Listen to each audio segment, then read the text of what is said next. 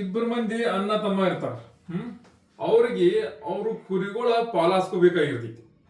So ಅವ್ರು ಯಾವ ಮಾಡ್ತಾರೋ ದಡ್ಡಿದ್ ಈ ದಡ್ಡಾಗಿನ ಕುರಿಗಳ ಹೊರಗೆ ಹೊಡಿತಾರೆ ಇಬ್ರು ಸೇರಿ. ಅಂತ ಕುರಿಗಳ ಸ್ವಲ್ಪ ದಡ್ಡ್ಯಾಗ ಕುಂತಾವು, ಕೆಲವು ಹೊರಗೆ ಬಿ ಹೋಗ್ತಾವ ಅಂತ ಏನ್ ಮಾಡ್ತಾರ ಅವ್ರ ಅಣ್ಣ ಇದ್ದವ್ ಕೇಳ್ತಾರ ತಮ್ಮಗ, ತಮ್ಮ ನಿಂದೊಂದು ಕುರಿ ನನಗ್ ಕೊಡು, ಮತ್ತ ನನ್ನ ಡಬಲ್ ಕುರಿ ಆತಾವ್, ನಿನ್ನ ಎಷ್ಟು ದವನು ಅದ್ರ ಡಬಲ್ ಆತಾವ್. ಮತ್ತ ತಮ್ಮ ಹೇಳ್ತಾ ಅಣ್ಣ ನಿನ್ನ ಒಂದು ಕುರಿ ನನಗ್ ಕೊಡು, ನನ್ನು ನಿನ್ನ ಸಮ ಆತವು ಅತಂತ. ಹಂಗಂದ್ರ ಕುರಿಗಳ ಸಂಖ್ಯೆ ಎಷ್ಟಿತ್ತು, ಮತ್ತ ಅಣ್ಣನ ಕುರಿಗಳು ಎಷ್ಟಿದಾವು, ಮತ್ತ ತಮ್ಮನ ಕುರಿ ಎಷ್ಟಿದಾವು.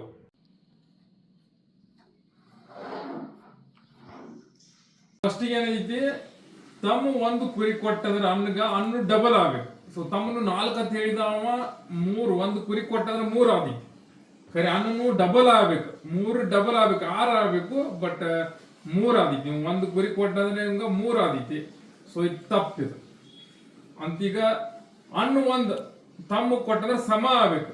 ಅಣ್ಣ ಒಂದು ಅವ್ನ ಕುರಿ ಕೊಟ್ಟಂದ್ರೆ ಸಮ ಆಗ್ಬೇಕು, ತಪ್ಪಾದೀತಿ. 2 ಉತ್ತರ ತಪ್ಪು.